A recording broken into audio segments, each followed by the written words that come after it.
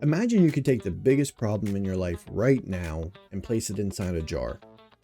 Now, imagine that a million other people in the world did the exact same thing. Every fear, financial struggle, health concern, relationship problems, family crisis, etc., all placed together in one enormous jar.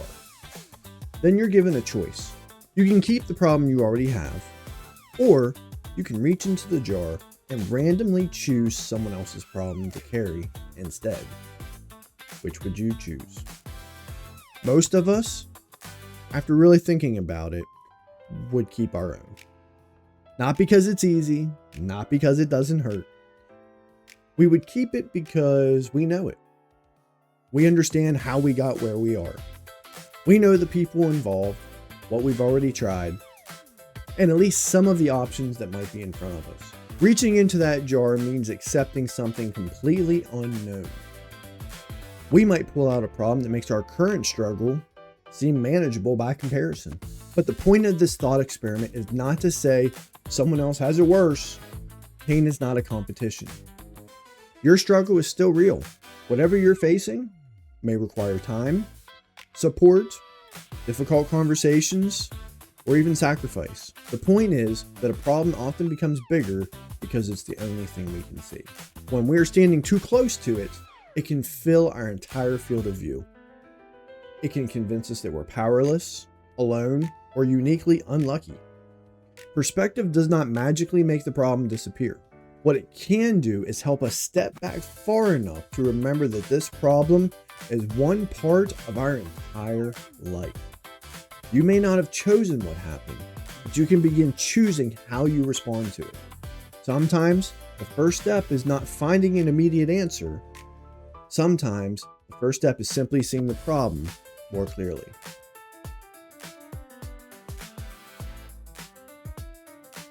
There's a reason our problems can feel bigger than everyone else's. We experience ours from the inside. We feel the fear, frustration, embarrassment, anger, and even disappointment. We replay the conversations. We think about what might happen next. We lie awake trying to solve problems that cannot be solved at 2 o'clock in the morning. Meanwhile, when we look at someone else's life, we usually see the outside. We see the picture they posted. We see the promotion, the vacation, the new house. What we don't see is what they placed inside the jar. We don't see the diagnosis they haven't shared. We don't see the debt keeping them awake at night. We don't see the relationship falling apart right in front of their face. Everyone has something in the jar. That doesn't mean every problem is equal. It doesn't mean we should compare pain or decide who has earned the right to struggle. It simply means we're probably not as alone as our problems make us feel. Problems can be isolating. They tell us that nobody else understands, that everyone else has life figured out. But what we see in other people is often only the parts of their lives that they choose to share. A problem can be serious without being hopeless. It can be painful without defining everything that comes next. And it can be bigger than anything you've faced before without requiring you to solve all of it today.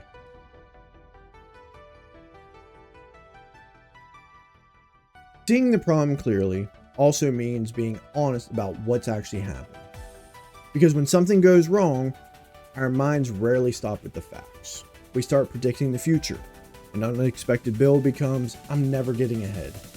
A conflict becomes, everything's falling apart. A mistake becomes, I've ruined everything.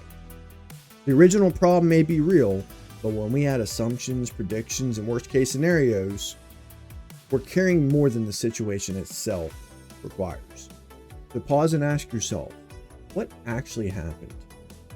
What am I assuming will happen? What requires my attention right now? This does not mean ignoring legitimate risk or pretending everything will be fine. It means responding to the problem in front of you instead of fighting every possible future at the same time. You may realize that some of what you're carrying is not the problem itself.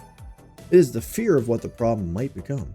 Once you separate those two things, the situation may still be difficult, but it'll usually be easier to identify what needs to happen next.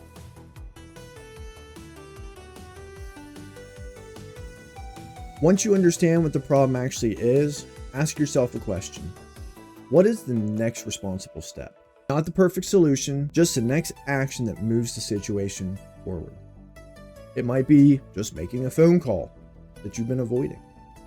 It could be apologizing, gathering more information, setting a boundary, even changing a habit. Sometimes the responsible step is admitting you can't handle the situation alone.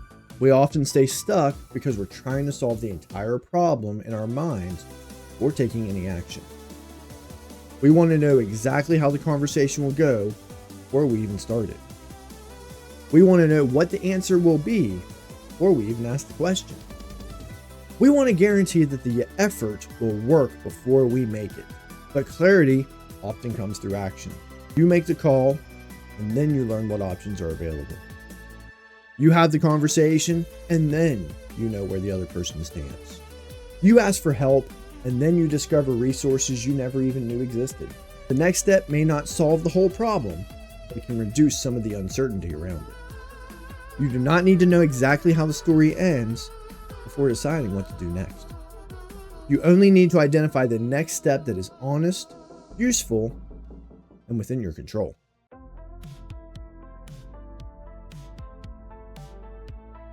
Not every problem can be solved with one decision. Some problems take time. Some require treatment, adjustment, patience, or support. Some situations may never return to what they were before. In those moments, the goal might not be to remove the problem immediately. The goal may be to keep it from taking over every other part of your life. You can be dealing with something painful and still allow yourself to laugh. You can be uncertain about the future and still be present today. You can be disappointed in one part of your life without deciding that your entire life is a disappointment. It is recognizing that even when one part of life is difficult, other parts of your life still exist. There are still people who matter. There are still moments worth being present for.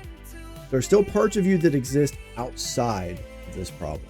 So if you were standing in front of that jar, surrounded by a million unseen problems, maybe you would choose to keep your own.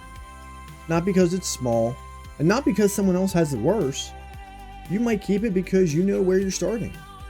You can separate what has happened from what fear is predicting. You can decide what requires your attention right now. You can take the next responsible step. And when there's no immediate solution, you can refuse to let one difficult part of your life become the definition of the rest of it. Everyone has something in the jar. The question is not whether we will have problems. The question is whether we will allow those problems to control the way we see everything else, or whether a change in perspective can help us face them more clearly.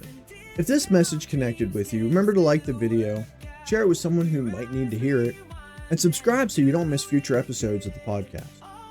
We have more honest conversations like this about life, relationships, personal growth, and the challenges people are dealing with. Remember, sometimes a different perspective can help us deal with our problems.